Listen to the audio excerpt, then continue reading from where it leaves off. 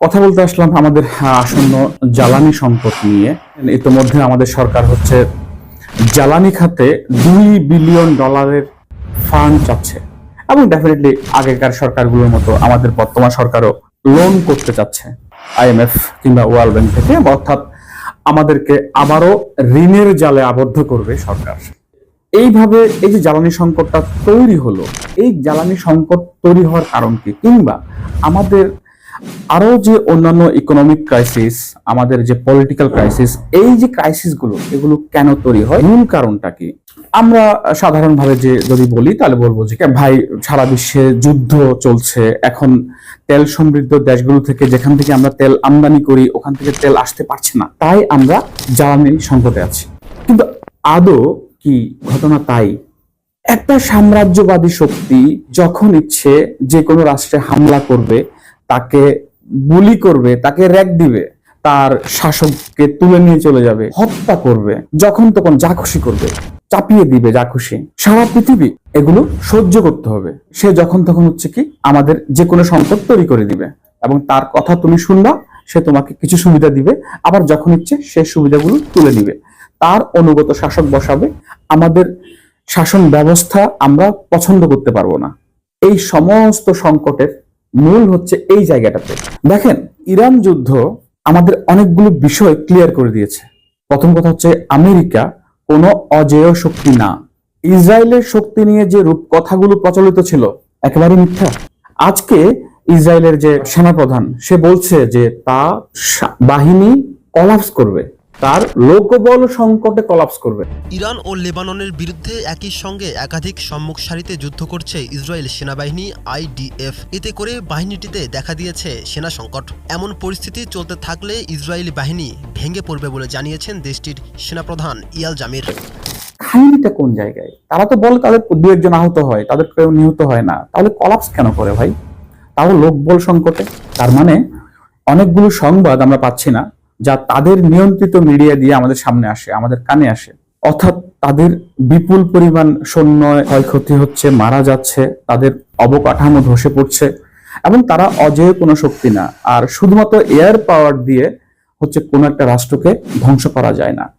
যুদ্ধ যে টেকনোলজি বলি কিংবা হচ্ছে কোনো জাতিকে পরাজিত করার জন্য যে শক্তির দরকার হয়, সেখানে অনেক কিছু যুক্ত হয়।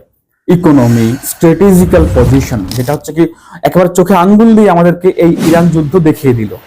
এক হরমুজ প্রণালী দিয়ে আজকে আমেরিকার অবস্থা খারাপ হয়ে গেল। তাহলে চিন্তা করে দেখেন যে মুসলিমদের পায়ের নিচে হরমুজ, বাব আল মানদেব, সুয়েজ, জিব্রাল্টার মরক্কোর পাশে, মালাক্কা প্রণালী ইন্দোনেশিয়ার পাশে, এই প্রত্যেকটা প্রণালীগুলো, স্ট্রেট গুলো যদি হচ্ছে মুসলিমরা কোনো কারণে বন্ধ করে দেয়, সারা পৃথিবী অন্ধ হয়ে যাবে।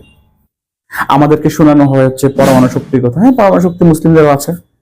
তাহলে আমাদের সংকট আসলে কোন জায়গায়? সংকট হচ্ছে আমাদের দালাল শাসকগুলো, আমাদের দালাল শাসকগুলো এবং সেই শাসন ব্যবস্থা, যেই ব্যবস্থা আসলে কুফরদের প্রবর্তিত, এই পুঁজিবাদী, এই গণতান্ত্রিক সিস্টেম, এই ব্যবস্থাটাই হচ্ছে শয়তানের দ্বারা তৈরি করা সিস্টেম। শয়তান আমাদেরকে এই ব্যবস্থার অধীনে যেতে চায়, যেখানে হচ্ছে কি জনগণকে সুভারেন পাওয়ার বলা হয়, যেখানে আইন বিধান দেয় কে? জনগণ দেয়। জনগণ আমাদেরকে বিধান দেয়, জনগণের ম্যান্ডেট নিয়ে গিয়ে কিছু লোকজন আইন তৈরি করে, যেটা হচ্ছে আসলে হারাম।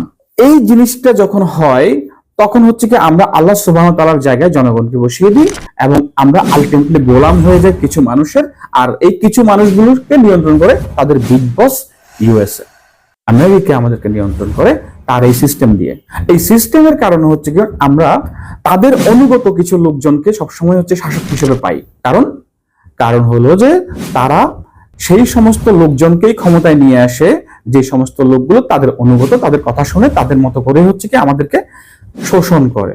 আজকে এই যে গতকাল আপনারা সবাই ট্রল করছিলেন, আজকে সবাই ট্রল করছিলেন আমাদের মিলিটারি পাওয়ার নিয়ে, আমাদের আর্মিকে নিয়ে, আমাদের আর্মির মিসাইলের যে রেঞ্জ, এই রেঞ্জ নিয়ে।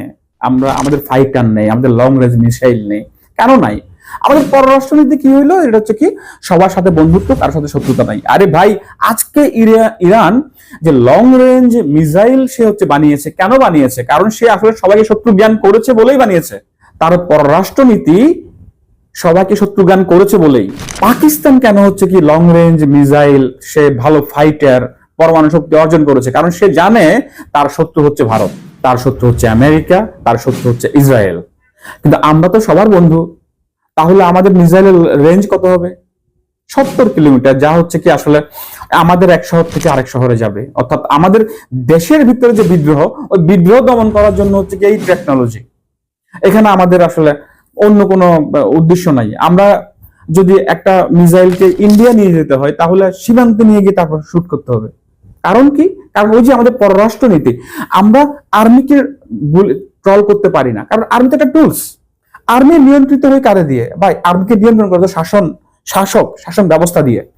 ডিফেন্স বাজেট যদি না থাকে, ডিফেন্স পলিসি যদি না থাকে যে কি আমি পরাশক্তি হব, কিংবা অ্যাটলিস্ট আমি হচ্ছে কি আমি আমেরিকা থেকে আমার নিরাপত্তা চাই, আমি ইন্ডিয়া থেকে আমার নিরাপত্তা চাই, আমি হচ্ছে ইসরায়েল থেকে আমার নিরাপত্তা চাই, যদি চাই তাহলে আমি ওইভাবে হচ্ছে কি আমার ডিফেন্সটাকে সাজাবো। কিন্তু এখন আমি ডিফেন্সটাকে সাজাচ্ছি কি জন্য? কোনো কিছুর জন্যই না, কোনো কিছুর জন্যই না, এমনি জাস্ট দরকার হয়েছে তাই। এবং আর্মিকে ইউজ করা হচ্ছে ঘাস কাটার জন্য, আর্মিকে ইউজ করা হবে হচ্ছে বেকারি বানানোর জন্য, ব্যাংক বানানোর জন্য, বিভিন্ন ফ্যাক্টরি বানানোর জন্য, ওনাদেরকে বানানো হবে হচ্ছে রাষ্ট্রীয় বিভিন্ন প্রোগ্রামে স্যালুট দেওয়ার জন্য। কিন্তু আমার যে নিরাপত্তা, কুফর শক্তি থেকে যে আমার নিরাপত্তা, সেটা আমার দরকার নাই। কারণ আমি তো কুফরকে কুফরই জ্ঞান করছি না, কারণ আমি আইডিওলজি হিসেবে, মতাদর্শ হিসেবে আমি গণতন্ত্রকে নিয়েছি, সেকুলারিজমকে নিয়েছি। তার মানে আমার মতাদর্শিক শত্রু কিন্তু তারা না। আমি যদি আজকে ইসলামকে নিতাম, তাহলে তারা হতো আমার মতাদর্শিক শত্রু, তাহলে আমার ডিফেন্সও হতো তাদের বিরুদ্ধে, আমার সমস্ত প্ল্যান হতো তাদের কিভাবে অ্যাটাক করা যায় এবং তাদের কাছ থেকে কিভাবে আমরা নিরাপদ থাকতে পারি।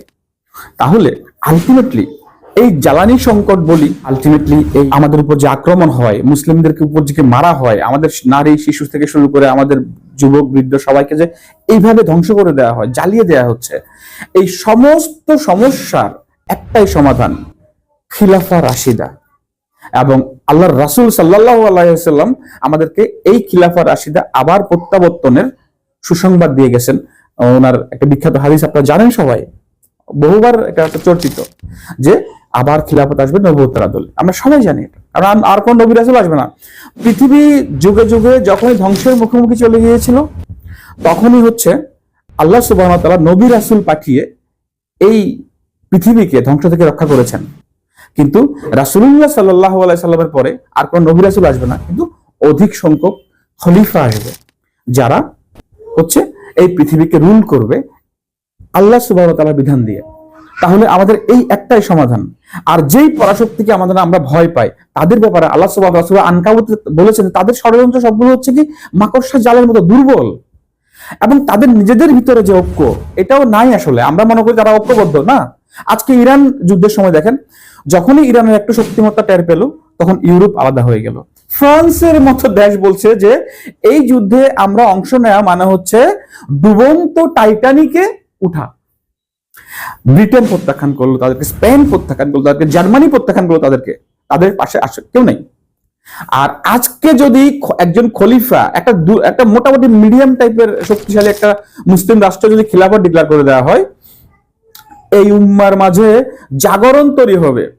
ইরানের মতো বিতর্কিত একটা রাষ্ট্র, যে রাষ্ট্রের প্রতি হচ্ছে মুসলিম বিশ্বের অনেকেরই প্রচন্ড ক্ষোভ আছে, তবুও যখনই সে হচ্ছে কুফর শক্তির বিরুদ্ধে দাঁড়িয়ে গেল, তখন হচ্ছে পুরো উম্মা শিয়া সুন্নির কোনো ব্যবধান রাখে নাই, সবাই সাপোর্ট দিচ্ছে।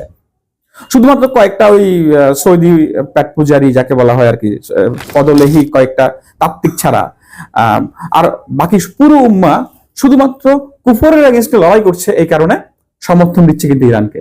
আর যখন একজন রাশিদ খলিফা আমাদেরকে আহ্বান করবে যে আমি তোমাদের খলিফা, আমি তোমাদের নিরাপত্তা দিব, তোমরা আমার কাছে চলে আসো, হিজরত করো অথবা তোমার রাষ্ট্রকে খিলাফত অন্তর্ভুক্ত করো, তখন পুরো উম্মার মাঝে জাগরণ তৈরি হবে ইনশাআল্লাহ। তাহলে আমাদের সমাধানটা কি? একটা মাত্র সমাধান, খিলাফা রাশিদা। আশা করি এই উম্মা এই ঘটনাগুলোর ভিতর দিয়ে প্রকৃত শিক্ষা অর্জন করবে এবং এই উম্মা তার ঐক্য ফিরে পাবে। আল্লাহ সুবহানাহু ওয়া তাআলা আমাদেরকে সেই কাঙ্ক্ষিত বিজয় দান করবেন ইনশাআল্লাহ।